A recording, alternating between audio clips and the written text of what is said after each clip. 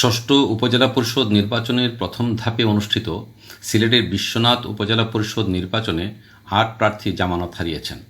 এর মধ্যে রয়েছেন চেয়ারম্যান প্রার্থী ৬ জন ও ভাইস চেয়ারম্যান প্রার্থী ২ জন। জামানত হারানো প্রার্থীরা আওয়ামী লীগ ও বিএনপির প্রভাবশালী ও প্রবাসী নেতা। এর মধ্যে আবার পৌর মেয়রের প্রকাশ্য সমর্থনপুষ্ট একজনও আছেন। আইন অনুযায়ী নির্বাচনে একজন প্রার্থী প্রদত্ত ভোটের ৮ ভাগের ১ ভাগ ভোট না পেলে জামানত বাজেয়াপ্ত হয়।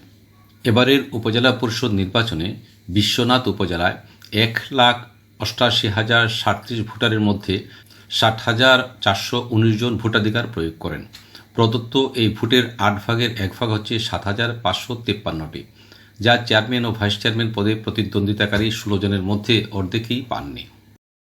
জামানত হারানো চেয়ারম্যান প্রার্থীরা হলেন বিশ্বনাথ উপজেলা পরিষদের সাবেক ভাইস চেয়ারম্যান, উপজেলা বিএনপির অন্যতম শীর্ষ নেতা গৌস খান, প্রবাসী আওয়ামী লীগ নেতা পৌর মেয়র মুহিবুর রহমান সমর্থিত শমশাদুর রহমান রাহিন, প্রবাসী আওয়ামী লীগ নেতা এআর চেরাগ আলী, প্রবাসী আওয়ামী লীগ নেতা মোহাম্মদ আলী এনাম, প্রবাসী আওয়ামী লীগ নেতা আকুদ্দুস আলী ও প্রবাসী বিএনপি নেতা শফিক উদ্দিন।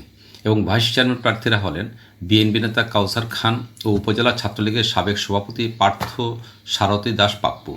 অন্যদিকে হাড্ডাহাড্ডি লড়াইয়ে মাত্র ৩৫৪ ফুটের ব্যবধানে বিশ্বনাথ উপজেলা পরিষদের ষষ্ঠ চেয়ারম্যান নির্বাচিত হয়েছেন বিএনপির বহিষ্কৃত নেতা সাবেক উপজেলা পরিষদ চেয়ারম্যান প্রবাসী সোহেল আহমদ চৌধুরী। তার নিকটতম প্রতিদ্বন্দ্বী সাবেক জেলা পরিষদ সদস্য আওয়ামী লীগ নেতা অ্যাডভোকেট গিয়াসউদ্দিন আহমদ পেয়েছেন ১২,৯৬৮ ভোট। সোহেল আহমদ চৌধুরী এর আগেও চেয়ারম্যান নির্বাচিত হয়েছিলেন, কিন্তু গত নির্বাচনে আরেক প্রবাসী প্রার্থী আওয়ামী লীগ নেতা এস.এম. নুনু মিয়ার কাছে পরাজিত হন। এস.এম. নুনু মিয়া এবার প্রার্থী হননি। বিশ্বনাথ উপজেলা পরিষদে পুরুষ ভাইস চেয়ারম্যান নির্বাচিত হয়েছেন উপজেলা যুবলীগ নেতা মুহিবুর রহমান সুইট। তিনি পেয়েছেন ১৬,৯৮৬ ভোট। তার নিকটতম প্রতিদ্বন্দ্বী আঞ্জুমানে আল ইসলার প্রার্থী ইসলাম উদ্দিনের প্রাপ্ত ভোট ১৩,৫১২টি, প্রায় ৩,৫০০ ভোটের তফাৎ হয়েছে। বিশ্বনাথ উপজেলা পরিষদ নির্বাচনে সর্বোচ্চ ভোটে নারী ভাইস চেয়ারম্যান নির্বাচিত হয়েছেন করিমা বেগম। ভোট পেয়েছেন ২৩,৬৫৯টি। তার নিকটতম প্রতিদ্বন্দ্বী হয়েছেন আওয়ামী লীগ নেত্রী সাবেক নারী ভাইস চেয়ারম্যান জুলিয়া বেগম। তিনি পেয়েছেন ১৮,১৫৬ ভোট। এছাড়া বিদায়ী নারী ভাইস চেয়ারম্যান বিএনপি নেত্রী স্বপ্না শাহীন ১৫,৩৪২ ভোট পেয়ে তৃতীয় হয়েছেন।